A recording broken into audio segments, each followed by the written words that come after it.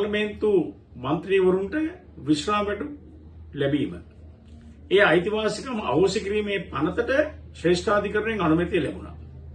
ඒ අනුව පාර්ලිමේන්තු විවාදයට ඒක ලක් කරලා එදිනම වැඩි ඡන්දයෙන් සම්මත කරගන්න බලය ශ්‍රේෂ්ඨාධිකරණය දීලා තියෙනවා පාර්ලිමේන්තුවට. ඒ අනුව දැන් ඒ විවාදය පවත්වලා වැඩි ඡන්දයෙන් ඒක සම්මත කරගනිවි. ඇතරම පාර්ලිමේන්තු මන්ත්‍රීවරුන්ට අවශ්‍යද විශ්‍රාම වැටුපක්.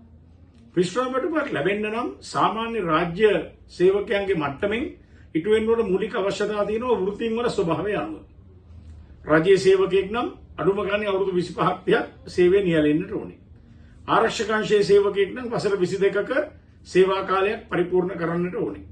ඒතර සාමාන්‍ය රාජ්‍ය සේවකයන්ට මේ රටේ පාලකයෝ පත් කරන ඡන්දදායකයන් වූ රාජ්‍ය සේවකයෝ අවුරුදු 25න් 30න් පෙන්ෂන් එක ගන්නකොට පාර්ලිමේන්තු මන්ත්‍රීවරු ඉහළ වරප්‍රසාද භුක්ති විඳලා අවුරුදු 5කින් පෙන්ෂන් එකක් ගන්නවා නම් ඒක කොච්චර දුරට සාධාරණද කියන එක පිළිබඳ ප්‍රශ්නාර්ථයක් තියෙනවා. 78 දී ජේ.ආර්. ජයවර්ධන තමයි මේ පාර්ලිමේන්තු මන්ත්‍රීවරුන්ට පෙන්ෂන් එක නියම කරේ. ඊට කලින් තිබුණේ නැහැ.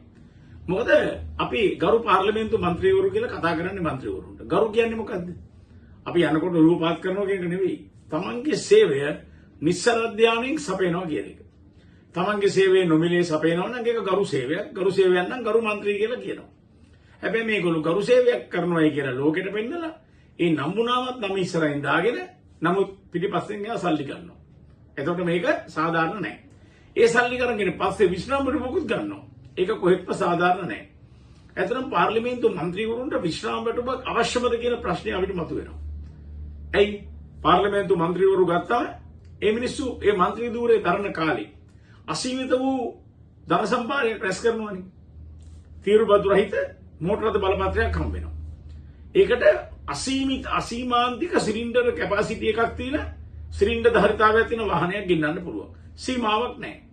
ඒතර V8 එහෙම නැත්නම් රේන්ජ් රෝවර්ස් වගේ වටිනා වාහන ගෙන්නන්න පුළුවන්. එහෙම ගෙන්නන්න පුළුවන්කම තියෙනකොට ඒ බලපත්‍රයට වෙළඳපොළ ඉහළ මිලක් තියෙනවා. මේගොල්ලෝ මේ බලපත්‍රය අඩුම කෝටි 4කට නැත්නම් 5කට විකුණනවා. ඔය වාහන හිඟ කාලෙක නම් කෝටි 8ට 9ටත් එක ගියා කියලා අපිට ආරංචි. එතකොට බලපත්‍රයෙන් හම්බ කරනවා. පෞද්ගලික ඒකම්වරයෙකුට පඩියක් වෙනම හම්බ වෙනවා. ඒක නුගක් වෙලාවට හැම එක්කෙනාම දාන්නේ තමාගේ පුතා, දුව, බිරිඳ, මල්ලි අයියා ඒගොල්ලෝ වගේ අය. ඊට අමතරව මුද්දර වලට විශාල මුදලක් ලැබෙනවා. වාහන වල ඉන්ධන වලට විශාල මුදලක් ලැබෙනවා. ඊටත් අමතරව Tamanට ලොකු පඩියක් හම්බ වෙනවා. බරපතල පඩියක් ඒගොල්ලන්ට ලැබෙනවා. ඊට අමතරව മന്ത്രിවරයෙක් විදිහට ඔය එක එක සංවර්ධන ව්‍යාපෘති වලට අයවැයෙන් ලැබෙන විමද්දගත වැය සල්ලි වෙන්න පුළුවන්. වෙනත් රජයේ අමාත්‍යාංශ වලින් ප්‍රතිපාදනය වෙන ඒවයි වැඩ කරනකොටත් ඉතින් සම්පින් එකක් හොයාගන්නවානේ. ඒක නෑ කියන්න බෑනේ. ඔය දැන් සමහර අය යන්නේ උසාවි එහෙම සල්ලි අරගෙන කරපු වංචාව වලට මිලියන් ගණන් ගන්නේ මේ. ඉතින් ඒ වගේ පොඩි සම්පින් එකක් 110ක් 20ක් තියා ගන්නවා. අර සමහර මැතිවතුරුන්ට මිස්ටර් 10% කියලා නමත් හරිලා තිබුණේ. ඒතර മന്ത്രിවරු සල්ලි හම්බ කරන මාර්ග ගොඩයි.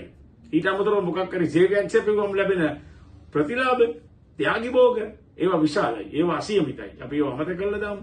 අර මට මතකයි හිටපු පොලිස්පතිවරයෙක් ඒ ගෙදර චෙක් කරා විස්කි බෝතල් විතරක් 1700 ගාණක් තිබුණා. දැන් වෙන මිනිහෙක්ගේ ගෙදරක විස්කි බෝතලයක් තිබුණොත් බලපත්‍ර නැතුව ඒ මිනිස්සයා උස්සන් යනවා පොලිසියෙන්.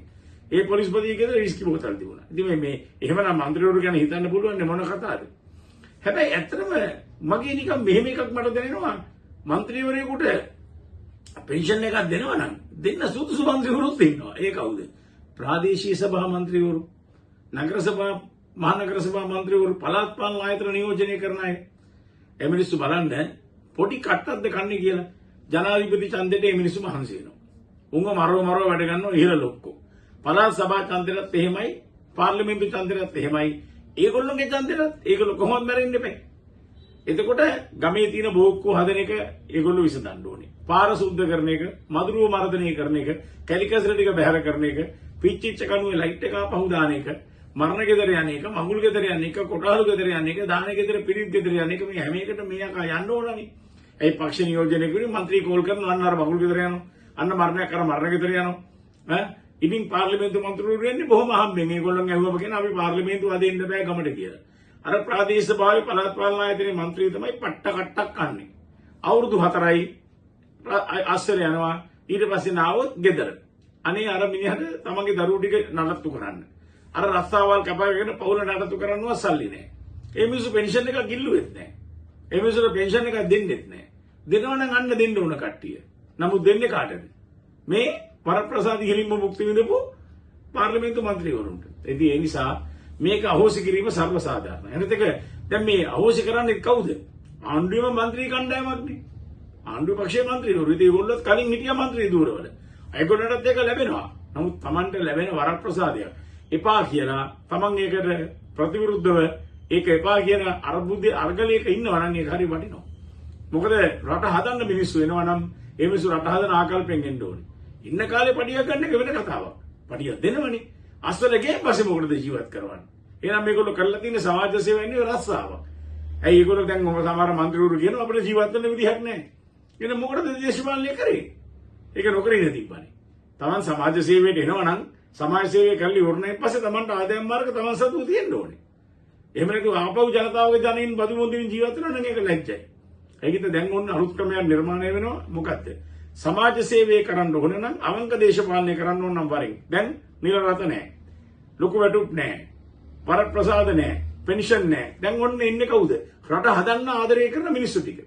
අන්න රට හදන්න ගායක් තියෙන උණක් තියෙන මිනිස්සු දැන් මේකට පෙළ ගැහෙනකොට එක පැත්තකින් රට හැදෙනවා අනිත් පැත්තෙන් රාජ්‍ය ආදායමේ වියදම් ඉතුරු වෙනවා. ඒ වියදම් ඉතුරු වීම තුළ ඒ ඉතුරු වෙන සල්ලි ජනතා සුබ සාධනයට වියදම් කරන්න පුළුවන්. අධ්‍යාපනය, සෞඛ්‍ය, ආරක්ෂණය මේ වගේ ආපදා තත්ත්වයකදී ඒවට මුහුණ දීම ඒකට සල්ලි තියෙනවා. ගත්ත ණය ගෙවන්න දැන් ආණ්ඩුවට ශක්තියක් තියෙනවා. අතන මේ වෙනකොට වර්තමානයේ ওই ක්‍රියාමාර්ග ගැනීම හරහා සුවිශාල වශයෙන් රාජ්‍ය ආදායම ඉතුරුලා තියෙනවානේ.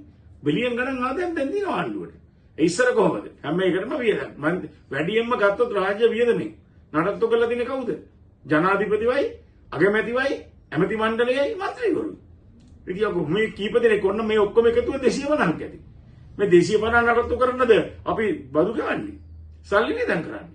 ඒකින්ද රට හදන්න පුළුවන් කට්ටියට දැන් ඔන්න උගමනාව තියෙනවා නම් ඇම්ම ගැම්ම තියෙනවා නම් එන්න මොනවත් ප්‍රතිලාභ නැහැ. හදමු රට ප්‍රතිලාභයේ සාමූහිකව මුක්ති විඳිමු. හොඳ වැඩක් ආණ්ඩුව කරේ.